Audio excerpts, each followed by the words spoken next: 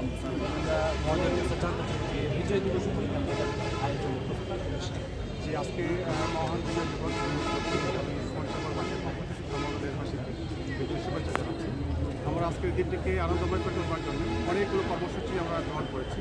তারই অংশ হিসাবে আজকে এই জায়গাটিতে দাঁড়িয়ে আমরা বিজয় মেলা উদ্বোধন করেছি কিছুক্ষণ আগে স্থানীয় নেতৃবৃন্দকে নিয়ে, এই পঞ্চগড়বাসীকে নিয়ে, এবং এখানে প্রায় 20টির মতো স্টল আমরা স্থাপন করেছি।